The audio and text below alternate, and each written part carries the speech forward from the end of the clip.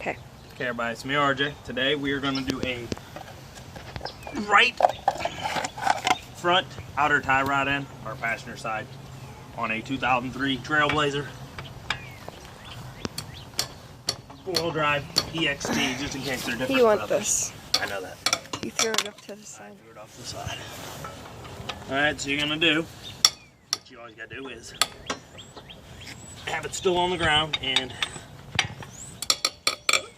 break all your lugs free. Okay. You're going to need a flathead screwdriver or a flat tip tire end to pop that cap off. There's a little indentation right here. Alright. You got them loose. If you got a 4-way, it's a lot easier. I think it's a 3/4 or 19 millimeter. Yes, exactly. 3/4 or 19 millimeter. If you got a impact wrench, air impact or electric, that'll speed this up a lot, but it's not really that much time to do this. So you save like a little energy in maybe a minute.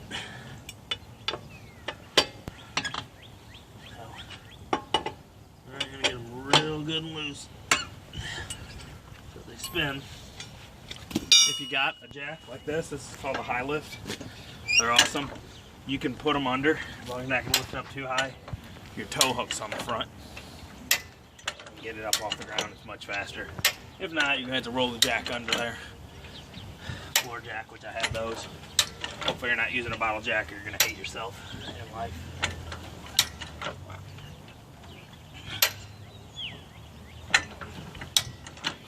One more and you'll be up. You're good.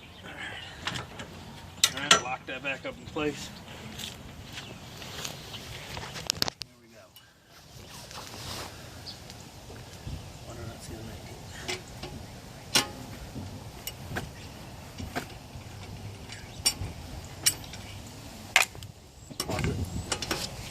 Pretty simple. There's a cotter pin inside a castle nut. Bend it down. Get your cotter pin out. Don't lose it. This is a 3/4. Wow, that thing's loose from all the wobbling. So it's a 3/4 castle nut. So you just want to remove that, and I'll see you in a few. Can you see it on the video? Yes. Okay. Remove this nut. Your hand's kind of in the way. Okay. It's a 3/4 nut. Look at that. Get it loose by hand.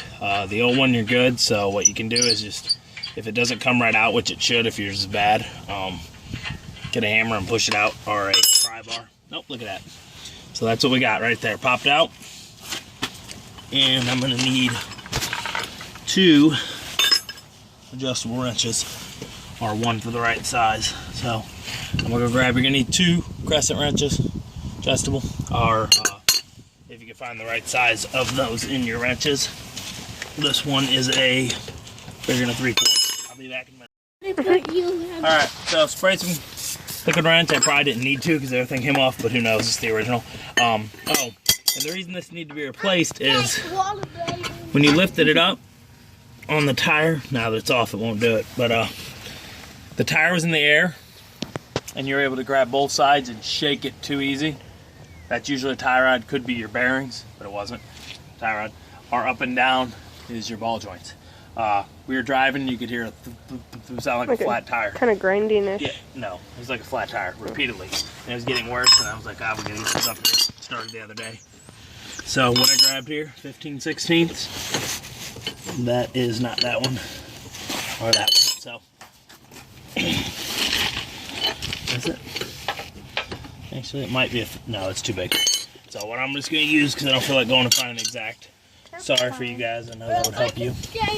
If you're doing this, you should have a whole set of different size wrenches or 2 good crescents.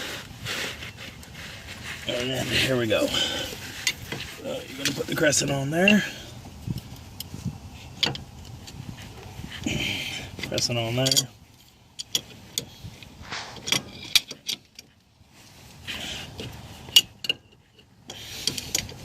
Get in just right. Oh yeah, just like that. And then break it free. Usually when you break it free, it just spins the rest of the way out on a tie rod. So you break that free. And then you want to count how many threads you got. I'll show you, I'll do it after, and then I'll have to go a little more. It's not 100% science, the counting threads. Some of them have longer threads, stuff like that. But counting the threads will give you a general idea. And then after you put the tire back on, you can align it with a chalk line, which I'll show you how to do in a few minutes. All right. See? Okay, I liquid wrenched the crap out of this bolt because I did think about it. They don't always come with a new one. Mommy. It didn't come with a new one. So liquid wrench that real good. And then you're gonna have to do this. Mommy, here I go. Oh my god, it's gonna be horrible. Oh, you had to do it with the last one too. I think so too. So, alright, so you wanna get your stuff set up just right, and you wanna have two, or if you got a bench vise, you can put your tie rod in it and loosen up the nut. This is so stupid. Alright, we'll see you in a minute. Yeah. If you're doing it the way I'm doing it, the cheap way, lay your leg on it, brace that down, and you can get a lot of leverage that way. Yes, I know there's better ways. I have a bench vise. It's in the back of the garage. I got equipment in the way. It's a hassle. This is gonna work. And you get it loose like that. Once you get to a certain point, it's gonna start coming easier. So, alright, so I just want to show you. See what I'm doing? Alright, see you in a few. Okay, everybody. And I was being retarded before. Don't count from here.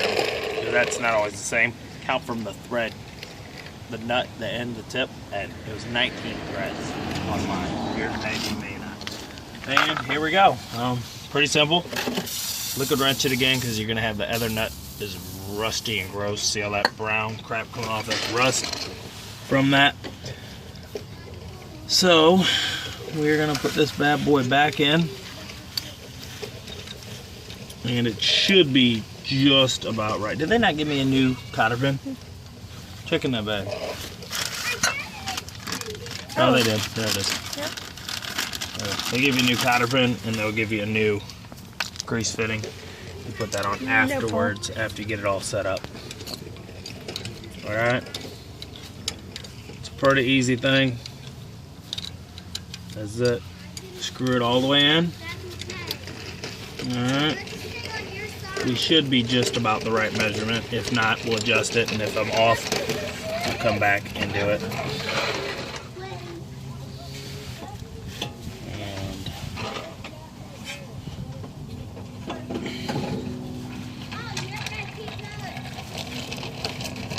Well, we're not dead on, so I'm gonna take this nut and go like 2 more turns down on it. So I got the 19 like I had. So what you're gonna do is, the tie rod usually stuck out. You wanna wiggle it like a little. You'll see right now it won't go in. Can you see that down there? You're gonna wiggle it just right so that it fits here. Bend it in, and you should go right in. There we go. That's a little too far out, so I'm gonna go 1 whole turn around, and there we go. There we go. Yeah, moving that a lot. So you don't want to do that too much. You don't want to adjust. So I'm worried a little that I messed it up, so we might have to do an alignment. Check my video on how to do an alignment with a chalk line. I may not do the alignment here in a minute. I'll show you how after I get done. Alright, we'll see. Go close the door first. Okay. Alright, but I forgot to show you. Remember, tighten it the same way, which I already showed you, I know, but tighten this here. You want to hold this one here, like that, and tighten them together. Okay? You put this on here. You want to hold it in there. Put it on finger tight as much as you can. Then grab the 3/4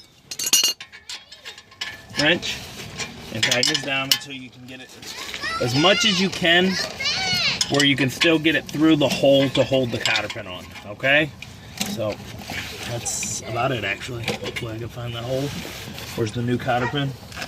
It was in a bag. I know, I just had it. It's under your leg. Alright, I didn't want to get dirty. I was trying to do it lazily and press down the dirt. But I'm getting dirty because I got to find the hole. So you're going to have to go in here. Depending on how yours is set up, you got to find the hole that you go through with the cotter pin. There mine is. So I need to get the hole lined up here. Okay, almost there. Get it on there a little more. All right, so we are in. That bad boy is tight. Camera died, the other phone. So get your cotter pin in there. It helps to have a needle nose pliers a lot. You can push it right through that hole, see, like that. Put your needle nose pliers through it and push it in. It's always a little difficult. The new one. We are gonna. I know. I'm not doing too much. We're almost done. Tighten it if you're right on that border. Give it a little more push. You should be able to get it in there good. Yep, there we go. Cotter pin is in. It's a really tight fit for this new cotter pin. It must be a lot bigger. Wrench it, I guess. Where's my old one? They look the same. So I'm gonna push this cotter pin. It's gonna take me a second. Get some liquid wrench in there if you have to, because it's a little tight. Put liquid wrench right on that cotter pin. You should be able to get in there. Yeah, there we go. Grab something you got and get it through. Once you get it through like that, you're gonna take the end, get in as much as you can, bend it around. Okay, and then you want to take this longer end of the cotter pin, one side's longer, and you want to fold it up over the top of the nut so that nut can't come in. As you can see, cotter pins are usually longer. Can you see that in it? One's longer. That side you fold up. All right, so we got this on. This should be good. If not, I'm gonna do an alignment. I'll see you guys in a few. Yeah, put that little grease fitting on the bottom of it. And as you see that grease coming out? You want to pump till some grease pops out of the boot. Make sure you grease them. Get your grease gun on there. Here's the little fitting right on the bottom. You screw it in by hand. Use something gentle. If you got a small socket or something, you can do that. We're gonna put this tire back on. So how long we got? 3 minutes. 3 minutes? Okay, we're good. I'll look and see. It's quick. I'll just do my end, but y'all should be able to figure this out. Here we go. Lift your tire up. It's the reversal of taking it off. It's the reversal of taking it off, but there is a way to tighten it, which I know some people make fun of me at the comments about, ooh, I forgot to put the tire back on, da da da, in some of my videos because I don't put the tire on the end. Okay, put them all on. Hand tighten them. You'll pause until I get it on. Let's go. Okay. Got it? Okay, it's a 3/4 or 19 millimeter for the lugs on these. So what you want to do is put them on hand tight as much as you can. Kylie. Get one of them. When you tighten that one down all the way, it's going to make the others able to be hand tightened some more. So you have to do it on all of them. Once you get it real tight like that, you can go ahead and put the car back down. You got the high lift, you're awesome. One quick bump and you can't get a high lift. They're not that much. I think they're like 80 bucks, 69 bucks. Something like that, 69, 79, 99. You look like you shot yourself. What? You look like you shot yourself. I shot myself. Oh, I shot myself. It's pretty easy, guys. It looks good. It looks like it might be turned in. I'll show you the basics in a second. But here's what you do. Tighten one. Skip one. Go over. Skip one, go over. Now if you're a 5-star car, which is not, you go that. Now it goes directly across. You want to tighten and then skip one. You want to keep tightening in this pattern so that it's equally tightened on all the way. If you don't, you can tighten one too hard and make your wheel off-centered or strip a thread, and then your stuff gets all messed up and wobbly. So that's that. Put the cap back on, and that's it. As always, I'm RJ. Seize the day each and every day.